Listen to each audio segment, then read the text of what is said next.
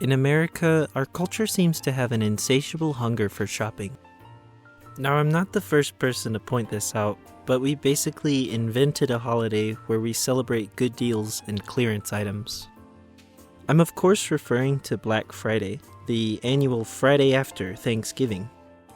On this day, you can expect store-wide discounts, some of which can be as absurd as 90% off any given item.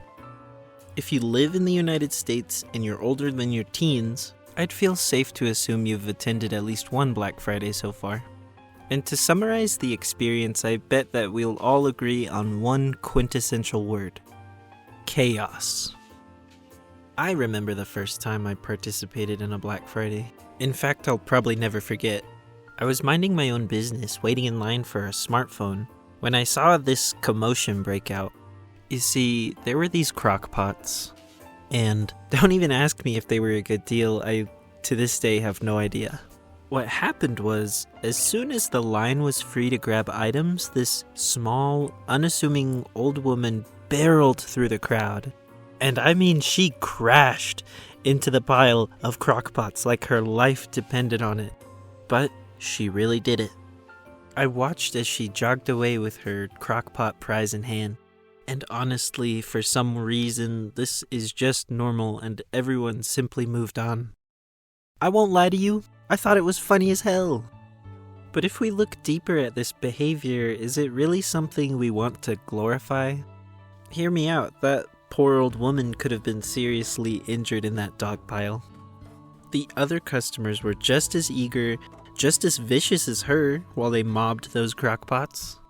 So I couldn't help but think of one of my favorite games.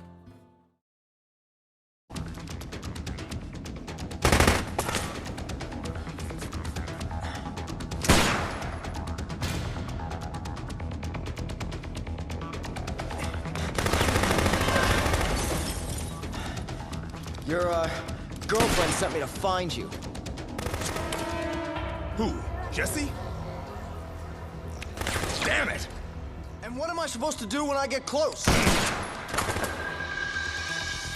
Well, the best solution would be to shoot the guy. Dead Rising is a video game that was released in 2006 as an Xbox 360 exclusive, where you play as a freelance photographer and journalist, Frank West. When Willamette, Colorado is mysteriously quarantined, Frank sees it as an opportunity to cover the incident and make a name for himself. He hires a helicopter pilot to fly him right into the middle of the quarantine. Frank witnesses the early stages of a full-on zombie outbreak. The whole town is plunged into chaos, with the helpless citizens doing whatever they can to avoid the hordes of undead. Only then, the military tries to stop Mr. West and his pilot, so Frank is forced to jump out of the helicopter onto the roof of the Willamette Parkview Mall. He's covered wars, you know. The helicopter leaves, giving Frank 72 hours before it returns. This is how Frank gets wrapped up in the greatest scoop of his entire career.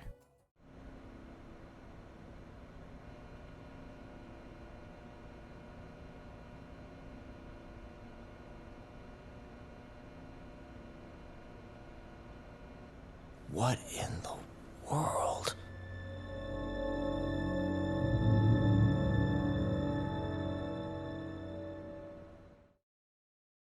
We make our way down into the mall, running into various survivors along the way. As a photojournalist, you take pictures in Dead Rising. Every picture is given a score based on what you capture. Scenes of violence, romance, action, or more will contribute to leveling up Frank. Fantastic! Frank levels up by killing zombies, rescuing survivors, and completing story missions, which are called cases in this game. If you fail to complete a case in Dead Rising, it is considered an instant game over. You can either reload your save or commit to this playthrough expecting to get a less than pleasing ending. Everything happens on a real-time schedule in Dead Rising. So just like in reality, if you're not in the right place at the right time, you'll miss the important things that happen. And for Frank, this means the truth vanishes forever. Dead Rising has multiple endings and multiple conditions to meet them. Based on how many people you save and how many cases you complete, you will eventually uncover what is really going on in Willamette. Dead Rising is the most unique because it takes place in a mall. Frank can enter so many stores and use almost anything inside of them. You'll find makeshift weapons, but some are far better at dealing with zombies than others. Like for instance, you can chuck a whole stack of CDs at the Zed heads, or you could get your hands on a sledgehammer. I'll let you decide which is more practical. Behold, the bread and butter of Dead Rising. It's up to you to learn the layout of the mall, which stores have the best items, and acquire yourself a fresh fit in the process. This is a sandbox experience where no two playthroughs will look the same. You can explore, encounter survivors, cause total mayhem in the mall, and take some killer pictures while you're at it. The challenge is doing all of this on that tight schedule I was talking about. You definitely don't want to miss the cases, which means you have to navigate and find the best, quickest way to get where you want to be. Eventually, you'll memorize each corner of the mall, whether it's to pick up the best items or simply get where you're going faster. Wait a minute. Shopping mall? Learning the layout? Memorizing your favorite stores and their location? I believe that Dead Rising is trying to provide some sort of wish fulfillment fantasy where you can just go nuts in a materialistic playground. There's no need to worry about money or rules, and ironically, you're in the epicenter of capitalism and greed. So believe me, it quickly becomes too hard to ignore when you realize the subtext behind this game. The American shopper is analogous to the zombies we fight in the game. The message is loud and clear. We are obsessed with shopping like zombies are obsessed with brains. I don't want to dig too deep into the narrative, but I'll say the longer you play Dead Rising, the clearer you'll see the analogy. Personally, I will always think of that grandma who basically fought a horde of zombies just to get that crock pot. This game, however, offers us pure escapist fantasy.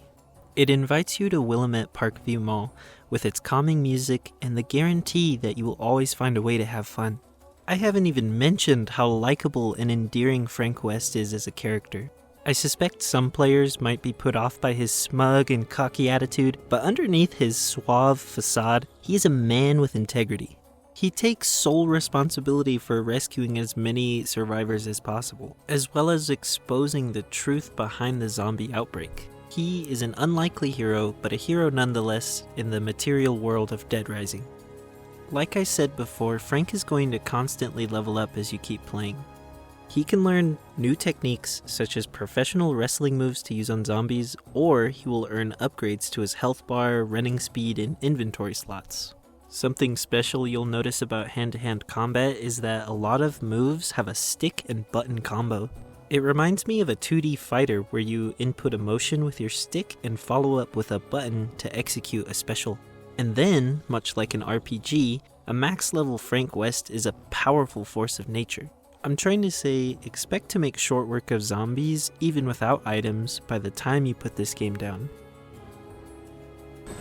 Here she is. Willamette, Colorado. Population 53,594. Distinguishing characteristics? Jack shit. About the only thing to do in this town is kill time at the shopping mall.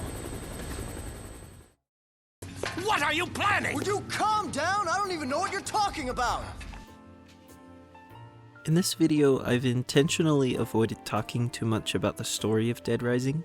The plot itself is a mystery, which is part of the charm of hacking down zombies in an American supermall.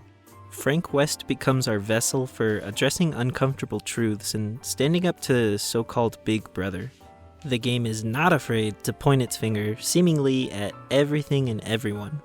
As a player, I think it's critical to experience the narrative near blindly and fully allow yourself to question the science-fictional politics of Dead Rising. And try to keep in mind the next time you want something so bad you start acting like a zombie to get it. All jokes aside though, thank you so much for watching.